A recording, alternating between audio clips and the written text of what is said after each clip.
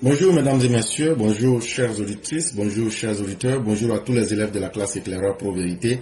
Bienvenue en ce 21 juin 2025 sur votre plateforme préférée. Nous aurons aujourd'hui 3 sujets. Le troisième sujet a pour titre Coulibaly Kubière, on veut une élection inclusive, mais aucune élection n'est par essence inclusive. C'est un texte qui est tiré de Pouvoir Magazine. Et le deuxième texte est un texte de M. Mohamed. Et il va nous parler encore de Gbagbo et de Tidiane Thiam, du plan béni pour Gbagbo. Thiam entré dans la boulangerie du serpent, géant sans même enfiler ses chaussures. Comment Gbagbo, qui a fait des alliances avec tous les politiciens de la Côte d'Ivoire, va se jouer de Tidiane Thiam et va le rouler dans la farine, comme cela se fait d'habitude à la boulangerie Laurent Gbagbo. Et le premier sujet, on va naturellement parler de nous-mêmes. Présidentielle 2025, Alassane Ouattara temporise le RHDP en ordre de bataille. Aujourd'hui commence le congrès, le deuxième congrès du RHDP. Et ce n'est un secret pour personne. Il suffit d'être dans les rues d'Abidjan, vous constaterez aujourd'hui la démonstration de force que nous sommes en train de faire. Et c'est le deuxième congrès ordinaire du Rassemblement des Oufotistes pour la démocratie et pour la paix, en abrégé le RHDP. Ça commence aujourd'hui 21 juin 2025 et jusqu'au 23 juin 2025, vous aurez l'occasion d'assister, jusqu'au 22, vous aurez l'occasion d'assister à la puissance du RHDP, à la mobilisation des militants et surtout, ça va nous permettre de galvaniser les militants à l'approche des élections à venir. L'approche du deuxième congrès ordinaire du RHDP prévu pour les 21 et 22 juin 2025, la première et la plus grande question que les uns et les autres se posent, est-ce que le président Ouattara va définitivement libérer tout le monde pour dire qu'il est candidat? Il y a Africa Intelligence qui a fait un journal hier et qui a dit que le président Ouattara est celui-là même qui maîtrise le temps aujourd'hui. Parce que sa candidature, que ce soit du côté des opposants ou même du RHDP aujourd'hui, chacun attend que ça soit dit publiquement. Et depuis des mois, il faut dire que discrètement, comme publiquement, au sein du RHDP comme au sein même des populations ivoiriennes, plus personne ne cache le désir que le président Ouattara soit celui qui va continuer avec le RHDP. On a vu des organisations le faire. Hier, on a eu des associations d'artistes. Bien avant ça, on a vu des hommes politiques des plus hauts niveaux dire vraiment c'est toi Ouattara nous voulons. On a vu aussi à travers les régions, de manière spontanée, les populations se lever pour dire le travail que tu as commencé dans nos régions, nous n'avons confiance en personne, si ce n'est qu'en vous, monsieur le président Ouattara, pour que vous puissiez terminer ce travail-là. Et le président Ouattara, le 9 juin 2025, devant le corps diplomatique, il avait dit qu'il se soumettrait à l'appel du peuple de Côte d'Ivoire. Et l'appel du peuple de la Côte d'Ivoire aujourd'hui clair, c'est que celui qui peut protéger la Côte d'Ivoire, celui qui peut aujourd'hui commencer et terminer ce qu'il a débuté, s'appelle Alassane Ouattara. Il a donné une certaine stabilité aux Ivoiriens, il a donné une certaine tranquillité aux Ivoiriens, et il a permis que les Ivoiriens puissent croire en l'avenir. Et ça, ce n'est pas petit dans une vie. Et quand tu mets tous ces éléments ensemble, ça permet de désigner Alassane Ouattara comme le candidat naturel du RHDP. Mais comme l'intéressé lui-même a aussi son choix, il essaye de toujours être le maître du temps. Mais une chose est évidente, pour nous autres, nous ne voyons qu'une seule chose et nous n'avons pas d'appréhension, nous n'avons pas de doute. Alassane Ouattara sera notre candidat. Est-ce qu'il va l'annoncer au Congrès? Je ne sais pas. Mais une chose est évidente, on entend certains bruits qui disent qu'il veut encore fatiguer l'opposition. Il veut encore fatiguer l'opposition dans son corps. Et donc, il essaye de temporiser, il essaye de prendre son temps pour fatiguer l'opposition, dans son âme comme dans son corps. Et donc, c'est à lui que reviendra finalement de libérer et de situer les Ivoiriens. Mais le congrès que vous voyez là, ça a été préparé avec beaucoup d'attention. Ça a été méthodiquement préparé par des gens comme M. Patrick Hachi, qui est un ancien Premier ministre, et qui a été désigné personnellement pour présider les travaux.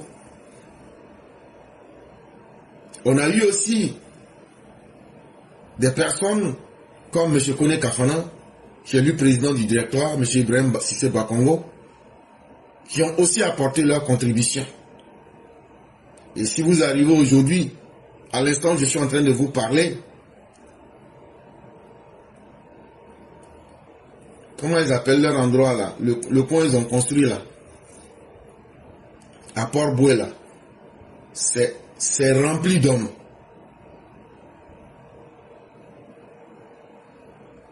Et donc, le président Ouattara est une figure qui impose le consensus. C'est un homme, à travers son travail, à travers sa manière même de gérer le pouvoir d'État, c'est quelqu'un qui en impose. Et ce n'est pas petit. Homme politique, respectueux, respectable, avec une vision. La Côte d'Ivoire en avait besoin. Surtout quand on a connu, je parlais, merci beaucoup Patriarche, du parc des expositions. Il suffit de voir aujourd'hui, il a redonné à la fonction de président toute sa respectabilité. Et chers tous, ce n'est pas peu. C'est même plus qu'important. Quand cette fonction-là n'avait plus son sens, quand cette fonction-là était gérée par des individus qui n'avaient plus aucun mérite, ni de mérite moral, ni de mérite social, encore moins de mérite intellectuel. Ça veut dire, ceux qui étaient au pouvoir avant là, à part Félix Houphouët-Boigny là, lequel parmi ces personnes-là peut dire, moi j'étais un intellectuel? Il n'y en a pas. Lequel parmi eux pouvait dire, moi je jouis d'une crédibilité morale? Il n'y en avait pas. Au contraire, même c'était carrément le contraire.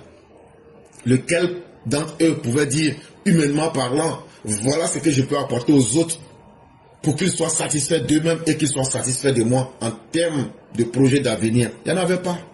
C'est lui qui a pu ramener tout ça, en plus du grand travail que les gens voient avec les yeux.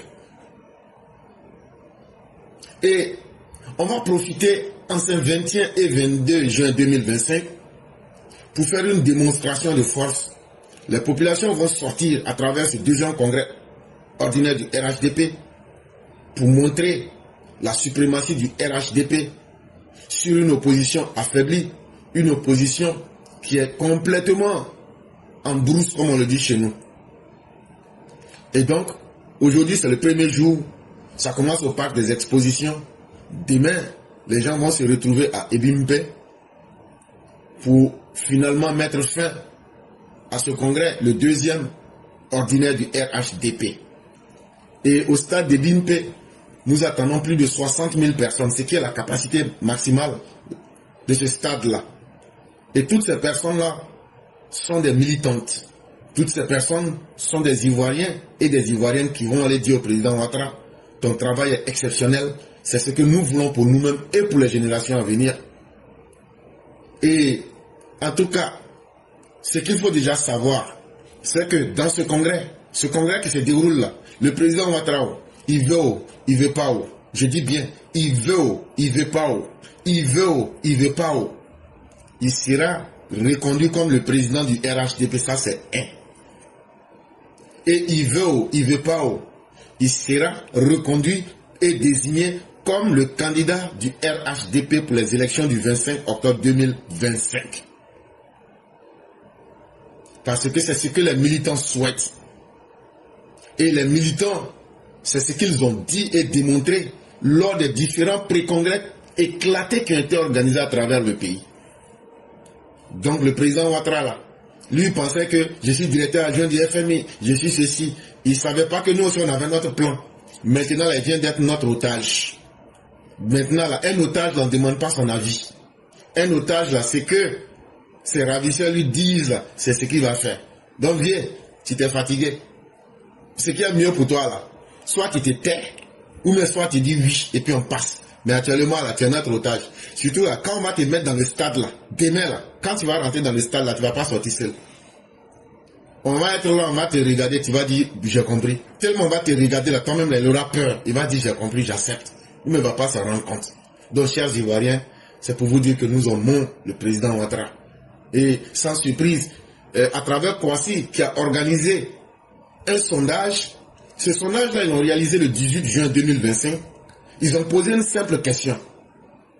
Congrès du RHDP, Alassane Ouattara sera-t-il désigné comme le candidat du RHDP? Il y a 3590 personnes qui ont répondu. Et parmi ces 3590 personnes, il y a 124 personnes qui ont dit que elles n'ont rien à donner comme opinion. Elles n'ont rien à dire. Cela représente 3%. Ça fait 124 personnes. Mais il y a 36% des sondés, des personnes qui ont participé à ce sondage-là, sur les 3590, il y a 36% qui disent qu'eux ne sont pas sûrs que Ouattara sera désigné candidat du RHDP. Mais sur les mêmes personnes sondées, il y a 61% qui disent que Ouattara, sans surprise, sera désigné candidat du RHDP. Et ces 61% représentent, sur les 3590 personnes, représentent 2182 personnes. Et donc, c'est pour vous dire combien de fois le peuple de la Côte d'Ivoire tient encore au président Ouattara pour l'utilité qu'il a pu apporter au peuple et, comme je le disais, toute la noblesse qu'il a pu redonner à la fonction du président et des chefs d'État. Sujet numéro 2. Comment Gbagbo va rouler Tidiane Thiam dans la farine? Parce que de tous les politiciens en Côte d'Ivoire, si un politicien vous dit qu'il ne connaît pas Gbagbo et qu'il ne connaît pas la boulangerie avec la farine, c'est que c'est un politicien qui est né de la dernière pluie. Et le politicien qui est né de la dernière pluie va bientôt en prendre pour son compte. Il était une fois un homme qu'on disait propre, venu d'ailleurs, technocrate brillant, avec un accent plus suisse que suisse, le brushing d'un consultant chez McKinsey & Company et la promesse d'un renouveau politique ivoirien. On l'appelait Tidiane Thiam, l'homme au passeport caméléon et aux convictions Kleenex. Donc il y avait un monsieur là, c'est un Sénégalais. Son papa vient de Dagana, sa maman même est sénégalaise. Ils lui ont fabriqué une fausse vie. Finalement, ils ont voulu nous le présenter comme un Ivoirien plus Ivoirien que les Ivoiriens, avec l'étiquette petit-fils de Félix Houphouët-Boigny. Mais quand on a fouillé dans les dossiers et qu'on a voulu comprendre, on a vu que ce soi-disant petit-fils d'Houphouët dit que Houphouët l'a trahi. Parce qu'Houphouët lui a collé des nationalités qui ont fait qu'il est devenu un homme avec des passeports caméléons. Et aujourd'hui, cela le fatiguait. Et cette personne-là, qui s'appelle Tidiane Thiam, sa conviction, c'est comme le Kleenex. Une fois que tu finis d'essuyer ton derrière avec, la seule place où tu peux mettre le Kleenex, c'est soit dans la poubelle ou bien aux chiottes. Mais en réalité, c'est quelqu'un. On nous l'avait présenté comme il est venu d'ailleurs. Lui, il n'a jamais rien fait. C'est un technocrate brillant. Tantôt, il est ingénieur. Tantôt, il est économiste. Tantôt, lui-même, il ne sait pas ce qu'il fait. On nous avait même dit que quand il parle le français, toute la population va tomber en transe, tellement il est plus européen que les Européens eux-mêmes. On nous a aussi dit qu'il avait travaillé chez McKinsey & Company. On nous a aussi dit que c'est lui l'espoir de la Côte d'Ivoire. Mais l'individu est le dernier né de la politique en Côte d'Ivoire. Et totalement perdu dans le jeu. Il y a quelques lunes, dans un discours qui voulait jouer au sage, Tidiane Thiam lâchait une phrase devenue célèbre. Il est difficile de faire sortir un serpent quand il est déjà dans le pantalon. Moi, je n'aimais pas le serpent dans mon pantalon. L'allusion était claire, trop claire, subtile comme une gifle.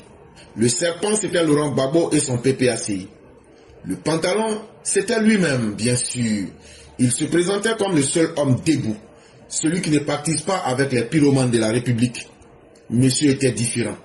Et donc, revenu de France, avec le couvert d'être allé pour suivre les Jeux Olympiques, et n'ayant pas eu le soutien qu'il voulait, et ayant reçu un avertissement de l'Élysée qui lui disait « Nous savons que tu étais venu rechercher des financements et des hommes pour participer à un coup d'État.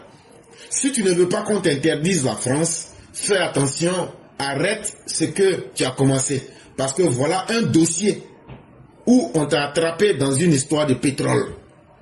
Et donc retourne et fais patte blanche. » Et quand M. Chakadian revient au pays, sachant que lui était celui qui devrait financer et convaincre à l'extérieur, du coup qu'il devrait jouer avec Gbagbo et Sorobium, personne ne l'a obligé. Un matin, on voit monsieur totalement différent qui sort pour nous dire « Moi, je n'ai pas envie de mettre un serpent dans mon pantalon. »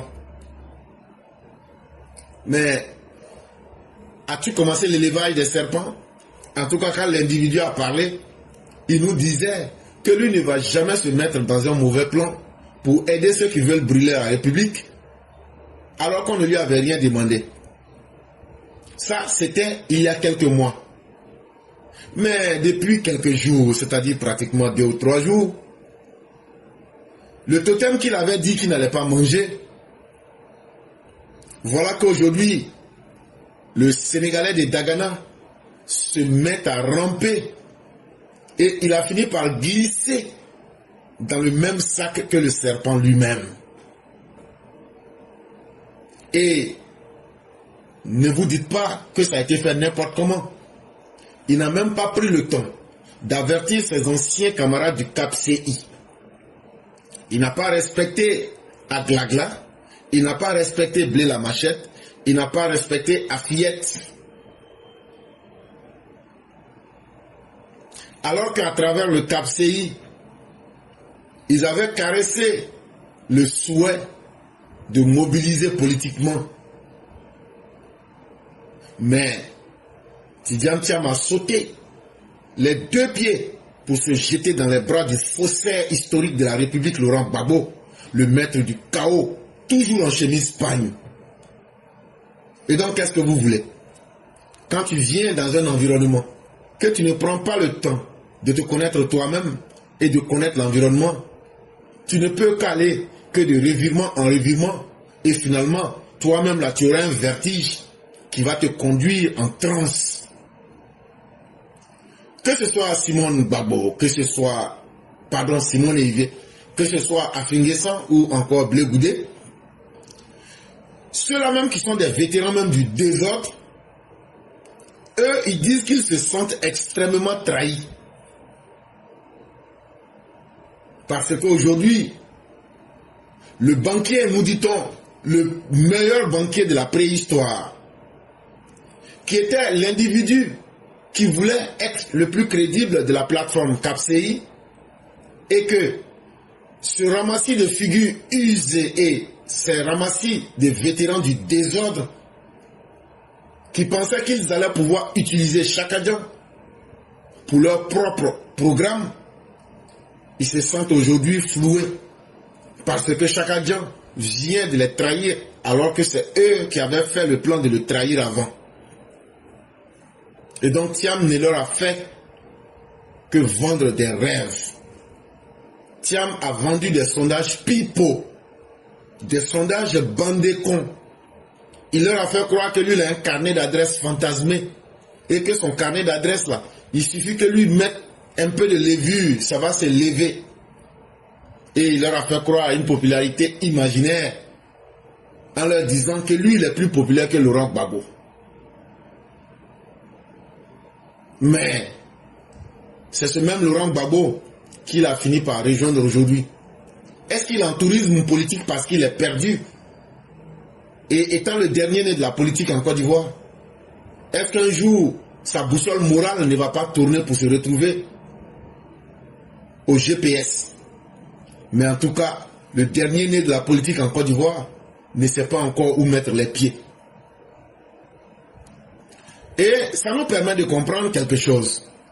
C'est que Chakadian est devenu le maître dans l'art de se tromper lui-même, mais aussi dans l'art de piétiner tous ceux avec qui il signe des deals. Il se dit, il se dédie, mais finalement, il vient de rentrer dans la case du vieux serpent, où il y a assez de serpents qui sont élevés en douce, sans avertir et sans honneur. Mais le cirque auquel on assiste entre Laurent Gbagbo et Chakadian, qui sera le véritable vainqueur? Et quand on regarde l'histoire du vieux éleveur de serpents, Laurent Gbagbo, et dans ce temps perdu, boulanger par excellence, quand vous vous posez la question qui sera victorieux dans leur association, c'est naturellement Laurent Gbagbo. Et qui sera perdant, c'est naturellement Chakadian. Il est rentré maintenant dans la case au serpent. Là maintenant, il ne prend plus un serpent qu'il met dans son pantalon, mais il rentre maintenant dans la case au serpent. Est-ce qu'il pourra dompter tous ces serpents-là? Est-ce qu'il connaît Laurent Gbagbo? Laurent Gbagbo ne partage pas le pouvoir. Laurent Gbagbo a une conception villageoise du pouvoir. Laurent Gbagbo, quand il se met avec toi, c'est pour t'utiliser et puis te jeter à te mettre la farine et du levure et puis t'absorber et puis te digérer. En tout cas, c'est la saison des pluies à Abidjan. Le deal est limpide comme de l'eau. Trouble d'Abidjan après une pluie. Gbagbo a-t-il tendu un piège à Tidjane Thiam? En tout cas, Tidjane Thiam a sauté tout nu pour se mettre dans le piège de Laurent Gbagbo. Ça va servir à Laurent Gbagbo de donner un peu de crédit au PPACI en accrochant le logo du PDCI sur celui du PPACI. Il va récupérer une petite légitimité qu'il avait déjà perdue depuis trop longtemps. Et il a perdu cette légitimité parce qu'il est le seul qui a détruit la Côte d'Ivoire par les insurrections, par son immaturité à gérer le pouvoir, par le déni électoral, par la guerre civile et toutes les vilaines choses qu'il a pu poser. Ce n'est plus un secret pour les Ivoiriens. Et surtout, c'est celui-là même qui s'est dévalorisé lui-même, toujours en préparant le terrain pour atteindre ses vraies obsessions. En réalité, au PPACI, ce qu'ils veulent faire, Laurent Gbagbo finit complètement. C'est Nadi Bamba, en réalité, qui sera leur plan B. Dans leur élection, c'est Nadi Bamba qui sera le candidat, ou bien la candidate, pardon, s'il vous plaît, du PPACI en 2025. C'est ça leur plan. Pendant ce temps, Tidjam Thiam, si des principes il en avait dans sa vie, actuellement, il est en train de vendre ses principes au kilo. Gbagbo, lui, il utilise la Côte d'Ivoire pour préparer son héritage familial. Il ne voit pas le pouvoir comme quelque chose pour apporter le bonheur aux Ivoiriens ou bien pour construire l'avenir. Il veut simplement utiliser le pouvoir et utiliser tout ce qui est au bord de la route pour essayer de consolider, de construire son héritage familial. En réalité, il n'a plus besoin de Simone qu'il a déjà utilisé. Il n'a plus besoin des autres parce que ces gens-là le connaissent tellement. Laurent Gbagbo a peur que ses anciens collaborateurs d'hier ne puissent anticiper sur ses mauvais comportements pour le mettre en mauvaise posture. Et donc, vers qui pouvait-il se diriger? Il ne pouvait se diriger que celui qui ne le connaît pas encore. Et c'est ce qu'il a fait en allant choisir Chaka Dian. Donc pour Gbagbo, Chaka Dian n'est qu'un pion. Chaka Dian n'est qu'une illusion. Chaka Dian n'est qu'un objet de passage dans un scénario que lui Gbagbo joue. Mais dans ce scénario-là, c'est soit lui Gbagbo qui joue le premier rôle, ou bien Nadi Bamba, mais celui avec qui il va jouer ce rôle-là, comme Chaka Dian est le prototype du politicien instable, il ne peut servir que d'objet. Allez regarder Chaka Dian lui-même. Il dit quelque chose, il dit son contraire. Mais Chaka Dian ne vous parle jamais d'éthique. Chaka Dian ne vous parle jamais de la moralité. Parce que Chaka Dian, en réalité, est un pyromane. Si il peut aujourd'hui s'unir avec Gbagbo, mais pourquoi il trahit ses alliés du Cap-CI? Est-ce que ce n'est pas aussi les exclure de leur union des opposants? Tantôt il se présente comme un oufotiste et il va signer des alliances avec ceux qui ont déculotté au fouet, ceux qui ont dit qu'Ofo était un voleur, ceux qui ont dit qu'Ofo a pillé l'État et qu'Ofo a détruit la République. En réalité, Chaka Dian est complètement perdu. Chaka Dian avance sans colonne vertébrale, il n'a aucune consistance, il n'a aucune légitimité historique, encore moins politique. En réalité, Chaka Dian n'était que le produit d'un marketing politique mal préparé, mal assaisonné, un mythomane distingué qui a fait croire que lui pouvait incarner la Côte d'Ivoire pendant que lui-même, il ne sait même pas s'il est à l'intérieur ou à l'extérieur. En tout cas, il est dans la nature. Pour un homme politique qui veut et qui se dit crédible, c'est sur le terrain que la réalité se passe. Mais lui-même, il est aujourd'hui à se demander, est-ce qu'il faut que je reste à l'extérieur? Est-ce qu'il faut que je vienne? En tout cas, tout le marketing politique que les gens avaient voulu prendre pour tromper les Ivoiriens, c'est un produit mal réfléchi. Mais qu'est-ce qu'on pouvait donc attendre d'un homme qui fuit le combat politique depuis plus de 30 ans, qui n'a jamais accepté d'affronter la réalité du terrain? Chaka Dian ne comprend ni la réalité des Ivoiriens, il ne comprend pas les codes de la société ivoirienne, mais surtout, il y a quelque chose qui lui échappe gravement. Chaka Dian ne maîtrise pas les douleurs des Ivoiriens. Quand tu dis que tu connais un homme, ce ne sont pas les choses qui font plaisir à l'homme qui sont véritablement l'homme, mais c'est l'ensemble des souffrances d'une personne. C'est ça la vraie réalité aussi d'une personne. Et Chaka Dian ne maîtrise pas les souffrances des Ivoiriens. Parce que quand tu touches à la douleur de quelqu'un, la personne te montre ses limites automatiquement. Mais quand tu touches à ce qui rend quelqu'un heureux, tu ne pourras jamais connaître l'individu. Mais lui, il pense que les Ivoiriens sont prêts à ce qu'on s'amuse avec leur douleur. Chaka Dian ne comprend pas que la longue guerre civile imposée à la Côte d'Ivoire, l'une des douleurs les plus aiguës, l'une des douleurs les plus difficiles à supporter, c'est la raison identitaire. On a voulu nier à des Ivoiriens leur identité.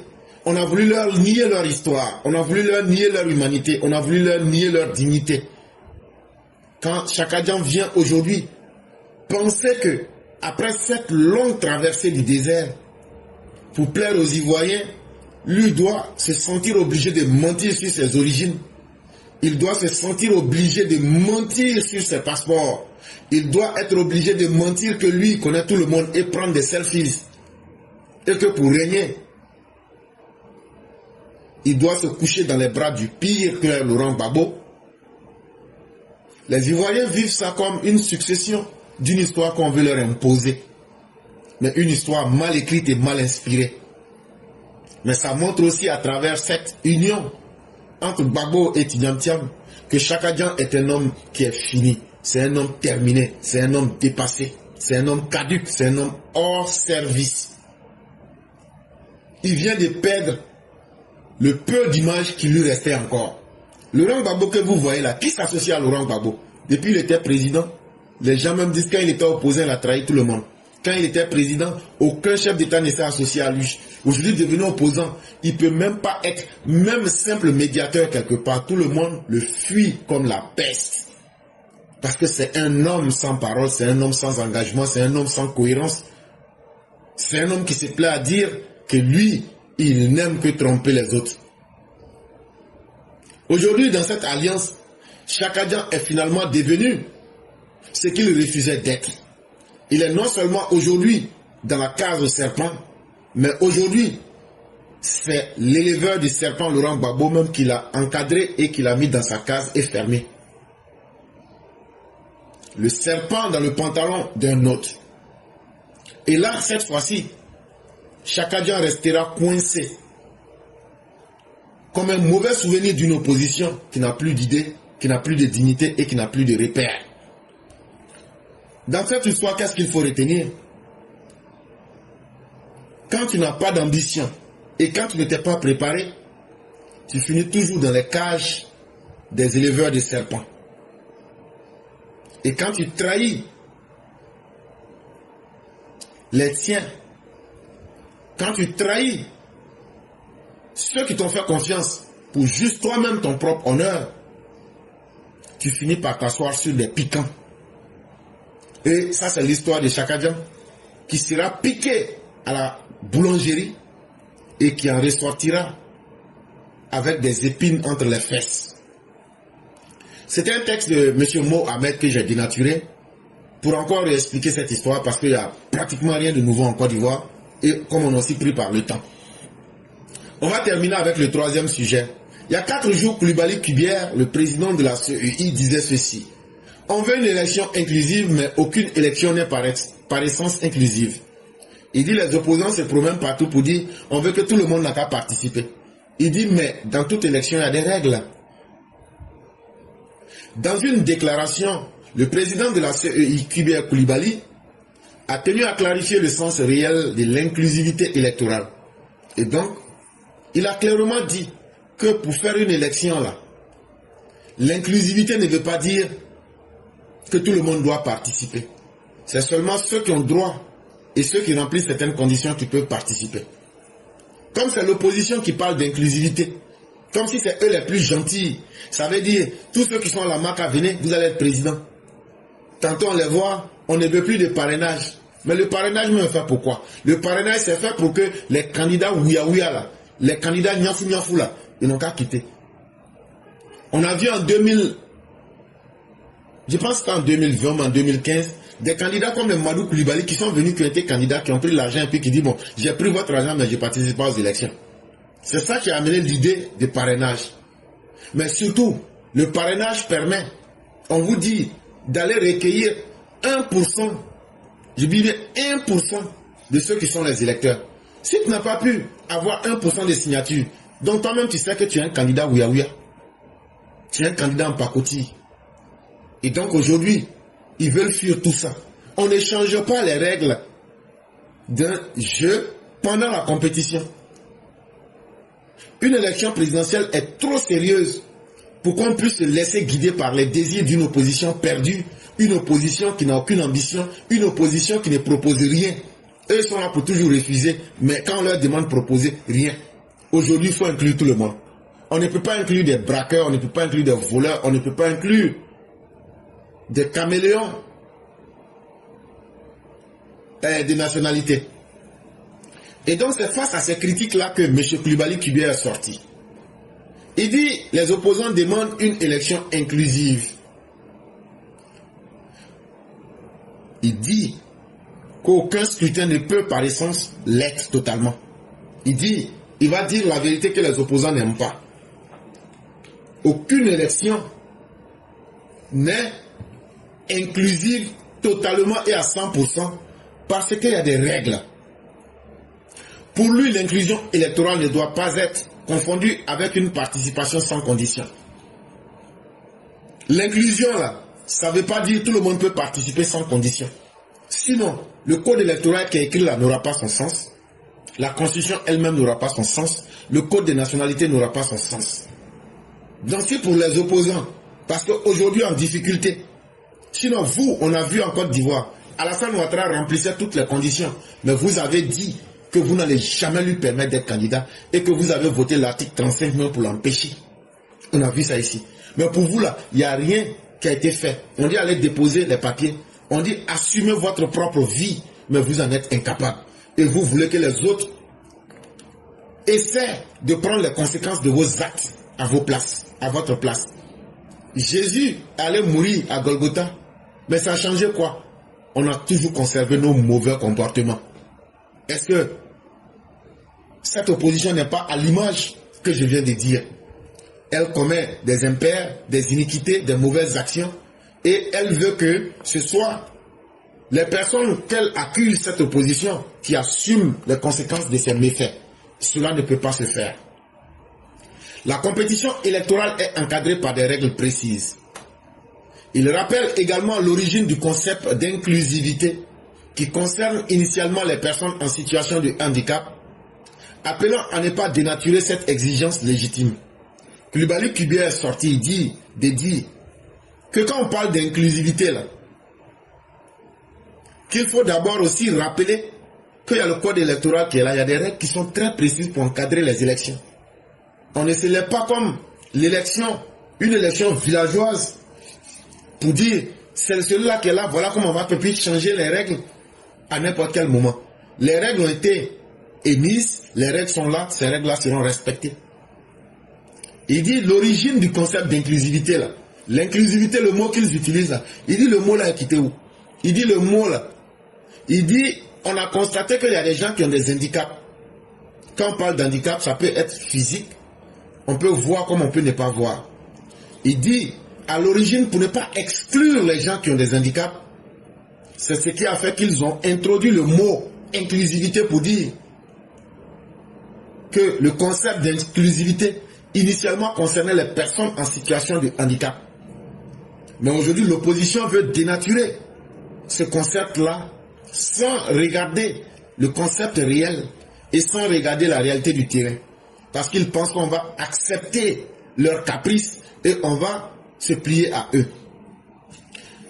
J'entends dire ici et là que cette élection se doit être inclusive. Mais sachez qu'aucune élection par excellence ne peut jamais être totalement inclusive. Une élection est une compétition. Et une compétition est nécessairement exclusive. Elle vous élimine si vous ne remplissez pas les conditions requises. Et donc, M. Coulibaly dit qu'une élection, là, c'est comme un concours. Si tu ne remplis pas les conditions, là, tu ne pourras même pas déposer tes dossiers pour être sélectionné. À plus forte raison, aller dire que tu vas aller passer concours, là. Donc, là, il dit de dire ça aux opposants, là. Quand on dit un concours, là, on donne les conditions. Si tu ne remplis pas les conditions, là, tu ne pourras même pas déposer tes dossiers. À plus forte raison, dire que tu vas faire la compétition là. Donc, si vous ne remplissez pas les conditions là, vous n'allez pas pouvoir participer. Et il donne un exemple. Par exemple, lorsque le législateur stipule qu'il faut avoir 18 ans pour figurer sur la liste électorale, une personne de 17 ans en est exclue. Il va donner un exemple. Il dit, nos textes de loi disent que pour être sur la liste électorale, là, il faut avoir 18 ans. Maintenant, si tu n'as pas 18 ans, que tu as 17 ans, est-ce que la loi ne t'exclut pas? Eh oui, la loi t'exclut parce que tu n'as pas 18 ans. Ça aussi, c'est de l'exclusion. Tous ceux qui ont 17 ans pouvaient se lever pour demander inclusivité. C'est comme ça que la loi dit, ceux qui ne sont pas des nationalités ivoiriennes, là, et puis ceux qui ont été des voleurs, des braqueurs, des BCAO, là, que quand tu es un bandit, là, que la justice dit que tu as perdu tes droits civils et politiques, là, tu ne peux pas être candidat. Donc c'est comme ça aussi. De la même manière que les jeunes qui ont 17 ans ne se sont pas plaints pour dire qu'eux, ils ont été exclus, là, parce qu'ils n'ont pas 18 ans, là. Et ils n'ont pas demandé à changer les règles, là. C'est comme ça aussi que les voleurs et les caméléons de passeport, vous allez subir la rigueur de la loi.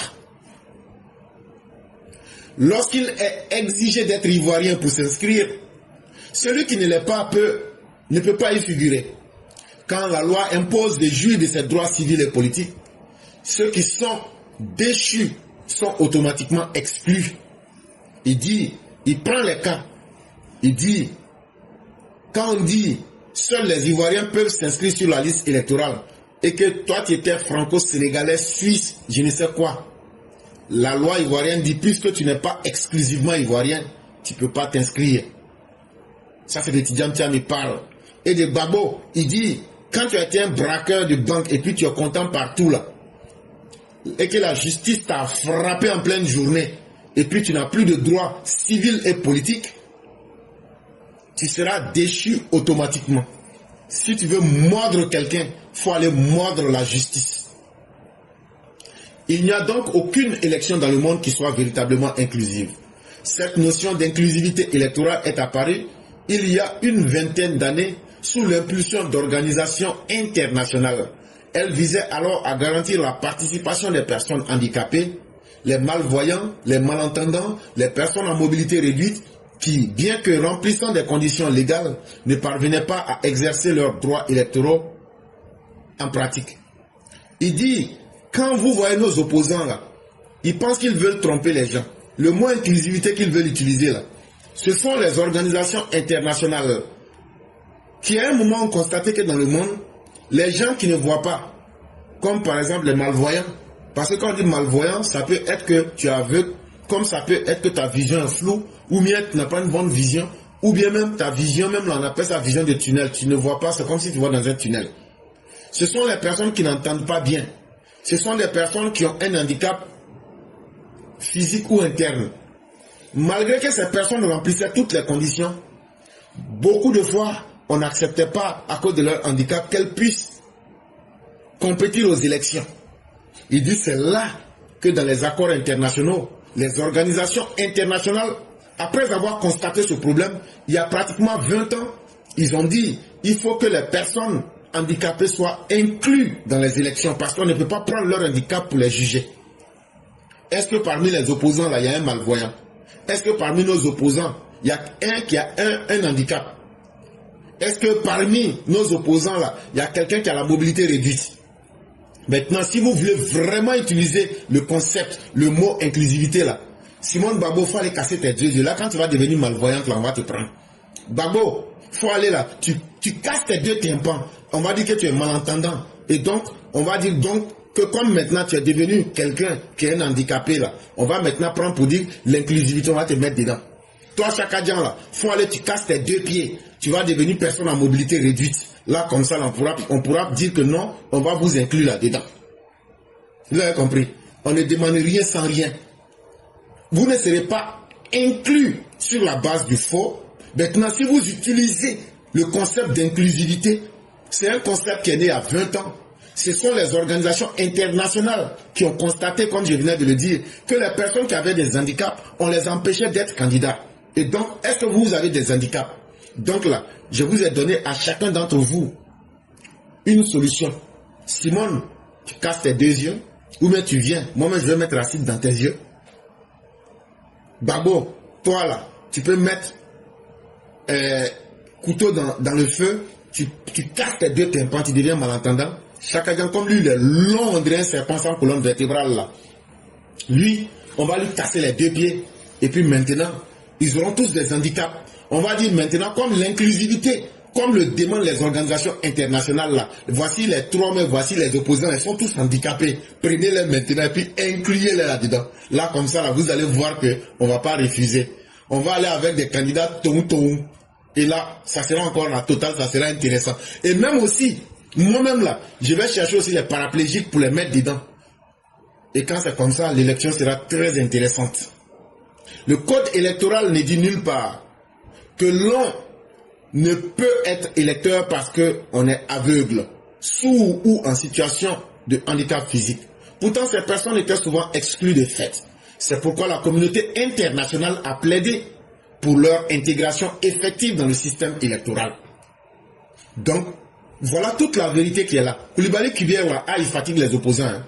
Il dit, quand les opposants sortent là, ils sortent, et puis ils mettent tout dehors. Moi-même là, qui vous parle là, je ne savais même pas que inclusivité, il y avait histoire derrière. Il est venu la jazzer histoire là. Et c'est ça qui est là aujourd'hui. Donc on attend que nos opposants se transforment en des handicapés afin qu'on puisse les inclure. Cela signifie par exemple que les bureaux de vote doivent être aménagés pour tenir compte de leurs besoins spécifiques. C'est cela l'inclusion électorale, garantir à des citoyens les conditions d'une participation effective. Mais mieux, non seulement les handicapés, on doit leur permettre de jouir de leurs droits civiques et politiques, mais même dans les bureaux de vote, l'inclusivité là, il faut préparer tout ce qu'il faut pour que ceux qui ont des handicaps, pour aller voter là, on doit tout mettre. C'est ça l'inclusivité. Et c'est ça des conditions d'une participation effective. Ça ne veut pas dire des opposants au naufrage, des naufragés politiques. On va les prendre pour les mettre dans des élections. Ils ne vont rien apporter que de la bêtise pour perdre le temps aux Ivoiriens. On va vous prendre pour salir l'environnement alors que vous-même vous êtes déjà sali par vos propres comportements. On va vous prendre pour perdre le temps aux Ivoiriens. Vous vous trompez très mal. De là à entendre cette notion à des personnes, à étendre cette notion à des personnes qui sont simplement exclues parce qu'elles ne remplissent pas les critères légaux, il y a un pas que l'on ne saurait franchir. Il dit donc, vouloir travestir la réalité, vouloir mentir aux Ivoiriens et prendre des concepts pour les changer dans leur sens, alors que c'est leur incapacité de s'assumer, parce que la loi a été dite contre eux, ces personnes-là n'auront pas ce qu'elles veulent. Et quand tu n'as pas ce que tu veux, si tu es courageux, tu fais ce que tu peux. Et sur ce terrain-là, nous verrons très bien de quoi ces personnes sont capables de faire. Mesdames et messieurs, nous avons terminé. Comme je vous l'ai dit, on est extrêmement pris par le temps. Et donc, on va lire l'édito de Mère Blanc. Et dès qu'on a fini, s'il y a peut-être 10 minutes restantes, on va permettre que ceux qui veulent s'exprimer le fassent rapidement. Et vraiment, merci à tous. Je ne peux pas accepter ça. Je dis bonjour à tous mes condisciples de l'excellentissime classe éclaireur Pro-Vérité. Mon édito aujourd'hui a pour titre « Les turpitudes de Tidiane Thiam ». Dans une récente parution du journal Le Monde, Tidiane Thiam, à propos de son inéligibilité, dit ceci, et je cite, « Je ne peux pas rester silencieux devant les dérives qui veulent nous faire revenir au parti unique. Je ne peux pas accepter ça. Je n'abandonnerai pas le combat contre le 4e mandat. » Cette citation de Tidiane Thiam vient mettre à nu un de ses travers. Nous le savions menteur et narcissique, mais voilà qu'il se montre un individu de mauvaise foi. Sous prétexte que lui, le fils de 2 immigrés sénégalais, se dresse contre un 4e mandat, a osé se faire retourner dans sa tombe son soi-disant grand-père en s'alliant à celui qui l'a précipité dans la tombe, en l'humiliant aux yeux du monde entier. Thiam a a-t-il oublié l'auteur du slogan « Oufoué voleur » ? Ainsi donc, rien n'arrête le fils d'Amadou Thiam et de Marie Tousso dans sa quête du pouvoir d'État. Que justifie son alliance avec Gbagbo, si ce n'est son empressement? Et cet empressement lui joue un nouveau tour chaque jour. Il est déconnecté des réalités socio-culturelles du pays. Et il est allé signer un pacte avec le diable Gbagbo. Que Soumaïla Traoré l'y accompagne en se rêvant Premier ministre ou même vice-président de la République, pourquoi pas? Nous autres sommes en train de rigoler. Pas sous cap, nous rigolons à gorge déployée. Soumaïla Traoré, Premier ministre ou vice-président de Tidjane Thiam, laissez-moi rire. Et pourtant, les gars les ont mis en garde. Même si tous les deux sont des produits du système matrilinéaire, il n'en demeure pas moins aux yeux des Gores un Thiam sénégalais et un Traoré Dafi du Burkina Faso. Avec ce Sekafo, comme on le dit en malinké. En tout cas, dites à Thiam que oui, que son grand-père s'était toujours opposé farouchement au multipartisme. Il avait toujours voulu maintenir la Côte d'Ivoire sous le parti unique. Ce parti unique qui est devenu aujourd'hui le géant au pied d'argile. Jamais un président connaîtra sa longévité au poste de président de la République, même s'il était en réalité qu'un monarque, pratiquant aussi le matriarcat qu'il nous a imposé et dont vous êtes aujourd'hui les produits. Vous nous empêchez de dormir tranquille. Ça suffit. Quelle idiotie que celle de Thiam et de son repéro Soumaïla Brendoumi Traoré. Ça suffit. Merci et à bientôt. Merci à Mère Blanc pour cette mise en garde contre des gens sans projet de vie, des gens qui pensent qu'eux sont mieux que les Ivoiriens. Je parle de Tidjane Thiam.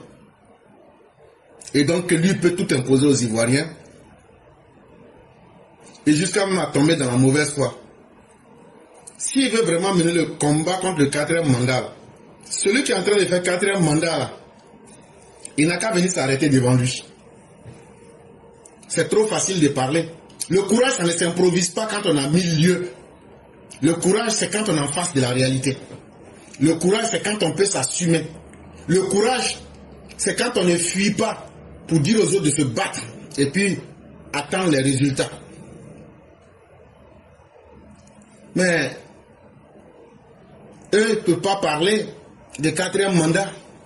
De 1960 à 1993, faites la soustraction. Ce n'était pas... On ne parlait plus de 4e mandat. Qui c'est celui qui voulait qu'il n'y ait pas de multipartisme? Il s'appelle Félix Houphouët-Boigny. Qui a obligé Félix Houphouët-Boigny à signer l'article 7 de la Constitution? C'est Alassane Ouattara. Pour qu'il y ait multipartisme. La réalité est connue de tous. On connaît le traité de la Baule. On sait les présidents que Mitterrand a appelés pour leur dire: j'ai parlé aux autres, mais vous, en plus des autres, je sais que vous êtes des réfractaires. Il y avait Oumar Bongo, il y avait Félix Houphouët-Boigny. Et il leur a dit: vous serez obligés de le faire. L'histoire est là et on en a déjà parlé. Et ça fait toujours mal quand un individu tombe dans un environnement et ne maîtrise rien. L'individu finit par se perdre lui-même. Et Tidjane Thiam est complètement perdu. Et c'est triste pour lui. Mesdames et messieurs, il ne nous reste plus que, en réalité, 20 minutes. Donc ceux qui vont prendre la parole aujourd'hui, même 2 minutes, en tout cas, arrangez-vous. J'ai déjà 1, 2, 3, 4 personnes. On ne va même plus demander parce que je suis très coincé dans le temps. Donc s'il vous plaît, quand vous prenez la parole, vous n'allez pas dépasser les 2-3 minutes. C'est très coincé. On ne peut donner que ce qu'on a. On ne peut pas donner ce qu'on n'a pas. Je n'ai pas le temps. Et donc, s'il vous plaît, quand vous prenez la parole, après bonjour, allez droit au but. Dites réellement la synthèse de ce que vous avez à dire. Demain, on sera sur TikTok. Demain, on pourra parler. Aujourd'hui, vraiment, on n'a pas le temps. Et donc, s'il vous plaît, ceux qui auront la parole, allez droit au but, maximum 2-3 minutes, laissez la parole. Vraiment, c'est ce que nous pouvons faire aujourd'hui. Merci à tous ceux qui ont confiance et merci à tous ceux qui nous ont suivis. On va débuter avec la première personne pour aller très rapidement.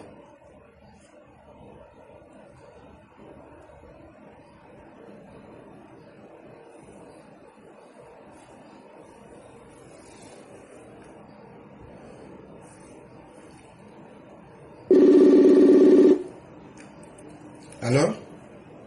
Oui, bonjour éclaireur. Bonjour cher mère, comment allez-vous?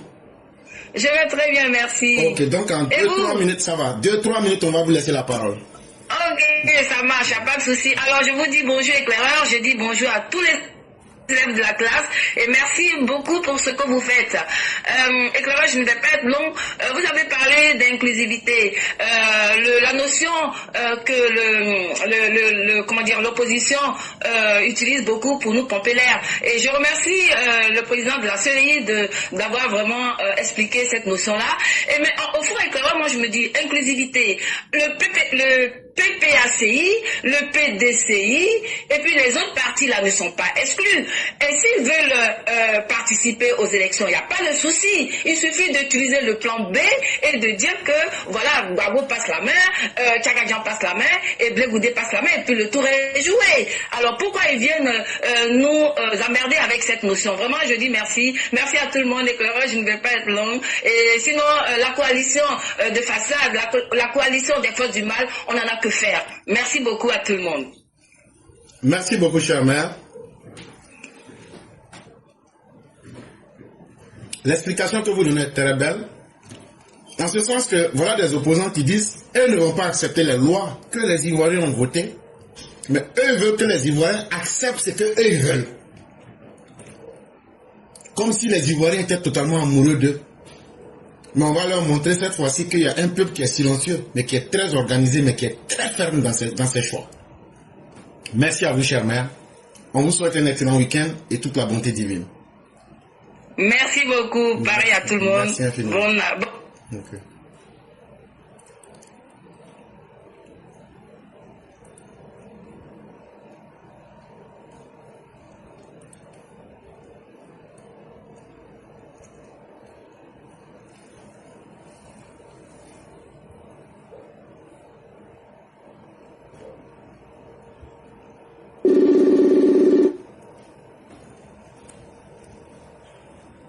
Allô?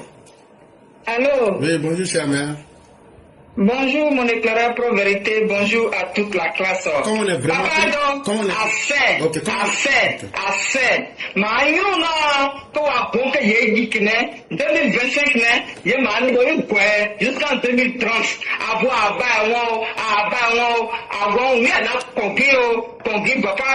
s'il te plaît, Papado, tous les Ivoiriens du Nord, de l'Est, de l'Ouest, du Centre disent merci Papado et nous te voulons de 2025 à 2030 pour finir presque tous les travaux à 99% et les 1% qui restent, ça sera pour celui qui va venir à partir de 2030. Merci mon éclaireur. Vraiment merci beaucoup Maman Ouragan, merci encore de ce message et le président et tous ceux qui sont des Ivoiriens dignes comprennent votre message et je suis d'accord avec vous que nous devons continuer avec le président et je vais vous souhaiter une excellente soirée et toute la bonté divine. Vraiment merci beaucoup. Pareillement pour vous, mon éclaireur pour vérité et toute la classe. Merci beaucoup, chère mère.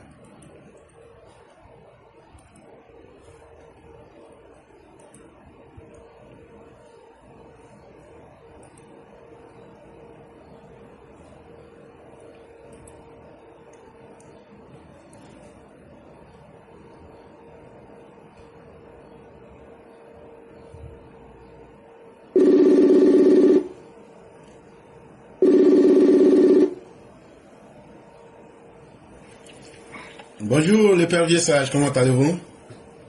Allô, bonjour monsieur éclaireur. Comment allez-vous aujourd'hui? Très bien, merci. Ok, comme on est pris par le temps, en 2-3 minutes. Ok, il n'y a pas de souci, il n'y a pas de souci. Merci beaucoup, merci infiniment. Alors, bonjour aux amis du progrès, les amis EPV. Alors, Laurent Gbagbo étudiant Cham.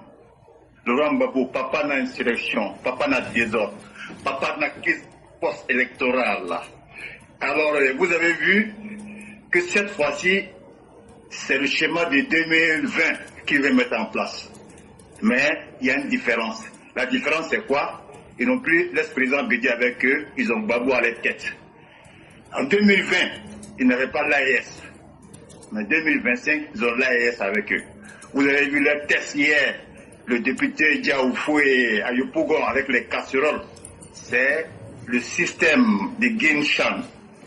Prendre des casseroles et mettre des vieilles femmes et des vieux devant et les jeunes restent derrière. Et après, l'armée vient parachever. Je ne cesserai jamais de le dire. Le plan de l'opposition, c'est de rechercher un plan macabre. Rechercher plus de morts. C'est un plan de 400 morts, c'est un plan de 500 morts, c'est un plan de 600 morts ou interpeller après la communauté internationale. À chaque fois que je serai sur les différents directs, si votre direct, M. Cleuret, je ne cesserai de le dire pour faire déjouer le plan macabre de cette opposition versatile, bipolaire et toxique. Encore une fois, merci M. Cleuret d'éclairer la lanterne des uns et des autres et de faire déjouer le plan macabre de cette opposition boiteuse. Encore que Dieu bénisse la Côte d'Ivoire. Merci M. Cleuret. Merci à vous-même le grand maître. Vous dites quelque chose et vous désignez le plan Guinchan. On connaît cette stratégie-là. Et vous l'avez déjà expliqué. Mais sachez que autant nous la connaissions, autant nous avons aussi l'antidote à cette solution-là. Ces manifestations qui sont en train de faire mettre quelques désœuvrés avec des handicapés ou autres là. Les morts qu'ils veulent, on ne va pas les donner. Mais on va utiliser ce qu'il faut pour faire sentir dans vos corps que l'amusement est terminé. Et ça, vous devrez penser, depuis que le président Ouattara est là, est-ce que vous avez entendu qu'il y a eu bavure? Tout dernièrement, là, les policiers et les gendarmes de Côte d'Ivoire viennent de faire des formations dans l'encadrement des foules. Le sang versé que vous voulez là, on ne va pas vous donner. Mais cela ne veut pas dire qu'on va croiser les bras pour vous regarder. On va trouver, et on a déjà la solution pour vous ramener sur terre.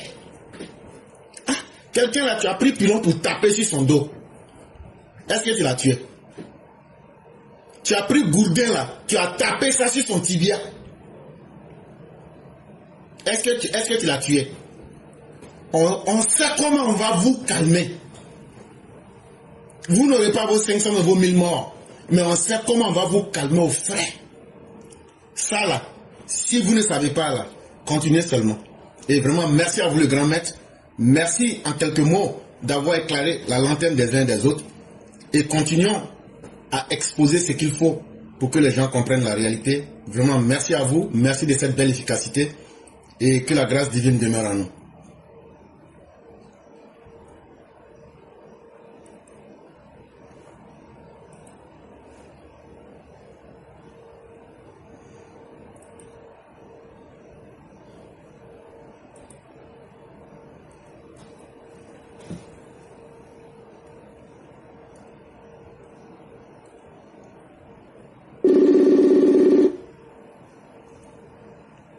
Allô?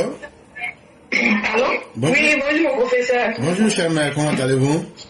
Très bien, toi et la famille. Dieu merci, tout le monde va très bien et de votre côté. Alhamdulillah. Que Dieu nous protège tous.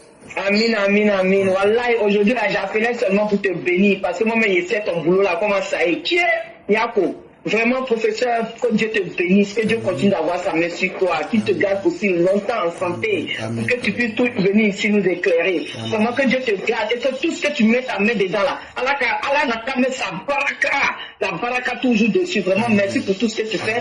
Que Dieu bénisse la Côte d'Ivoire, que Dieu bénisse Papa Ado et tous ceux qui l'entourent, que Dieu bénisse nos forces de l'ordre et que Dieu leur donne toujours la sagesse d'être toujours sur la vérité, de rester toujours sur la vérité, qui est la protection de la population. Que Dieu continue de leur multiplier avec les anges pour qu'ils puissent toujours faire face à des missions difficiles, qu'ils puissent toujours sortir vainqueurs dedans et que Dieu les accompagne, que Dieu accompagne toute la Côte d'Ivoire avec la bonté et la paix. Vraiment, merci l'éclaireur. Je m'arrête là. Bon week-end à tous. Inch'Allah, demain TikTok. Venez sur TikTok. Là, on peut parler comme on veut. Venez sur TikTok demain, Inch'Allah, dimanche. Merci l'éclaireur. Je m'arrête là et bon boulot à toi. Merci.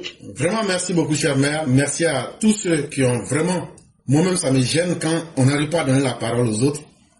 Mais ce n'est que partie remise. On sera sur TikTok dimanche. Le lundi, on sera sur Facebook. Et on pourra parler autant que nous pouvions. Mais on a besoin des pensées des autres. Parce que c'est ça qui enrichit même le débat. Et c'est ça qui permet de varier nos connaissances. Chère mère, toutes les bénédictions que vous avez effectuées, que Dieu les accepte pour vous et chacun d'entre nous tous. Et que Dieu nous permette d'atteindre nos objectifs dans les meilleures des conditions. Et qu'il nous préserve de tous les maux, M-A-U-X, et qu'il nous permette de rester dignes dans tout ce que nous faisons et de ne jamais dévier de la bonne voie. Vraiment, merci à vous-même et que la grâce de Dieu nous accompagne tous. Amin, amin, amin. Excellent week-end à tous. Merci à vous également. Mesdames et messieurs, nous allons terminer avec le patriarche Amara Bakayoko. C'est avec lui que nous allons terminer et nous vous disons merci. Merci à tous ceux qui ont pris le temps de nous écouter. Merci à ceux qui ont pris le temps de sécuriser l'émission. Merci à ceux qui ont pris le temps de venir parler encore pour diversifier les voix. Bonjour le patriarche. Voilà. Oui, comment allez-vous? Ça va très bien, vous-même. Et chaque fois que j'entends votre voix, c'est-à-dire j'ai un schéma mental. Quand vous n'allez pas bien, je le sais. Quand ça va, je le sais. Mais quand ça va très bien, je le sais aussi. Oui. Et là, je suis l'homme le plus heureux de savoir que vraiment tout va bien. Et puis, Dieu encore renforcer davantage la santé pour tous. Alhamdulillah, merci beaucoup. Okay. Merci, éclaireur. Ok. Donc, on va vous laisser de façon exceptionnelle. On va vous laisser 5 minutes plus 2 minutes. Oui. Et en 7 minutes, vous allez parler et faire la conclusion.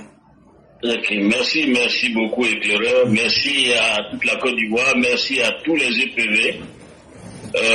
Aujourd'hui, je me suis assoupi, donc il y a une partie de vos interventions que je n'ai pas suivies, mais j'ai vu quand même les thématiques, en tout cas l'intitulé des thématiques. Mais mon intervention aujourd'hui va porter sur vraiment la stratégie du pire choisie par l'opposition.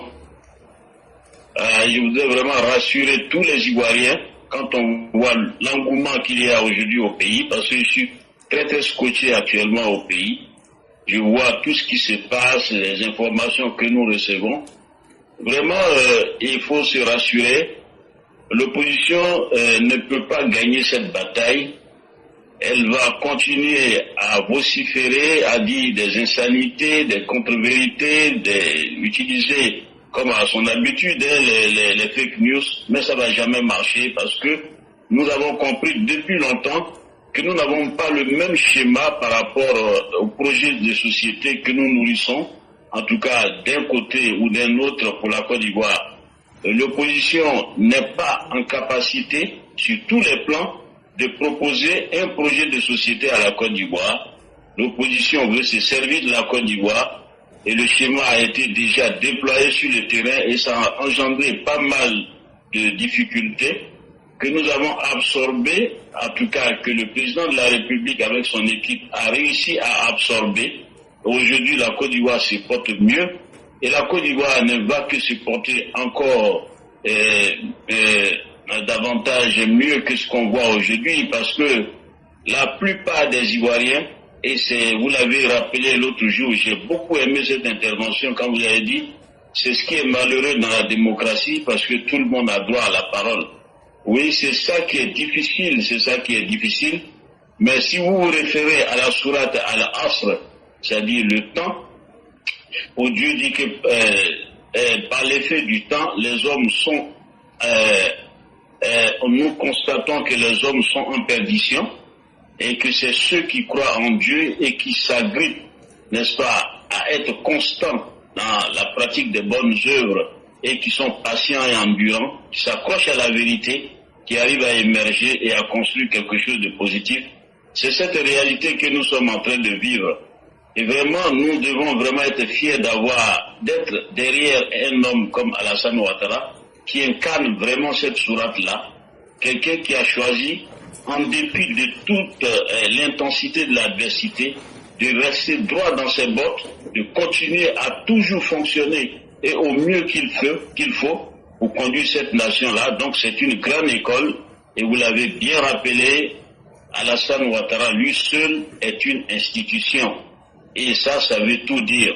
Nous devons rester donc dans cette dynamique-là et continuer à galvaniser, à appeler tous les Ivoiriens à se rapprocher du RHDP pour aider ce parti-là à aller plus loin pour le pays.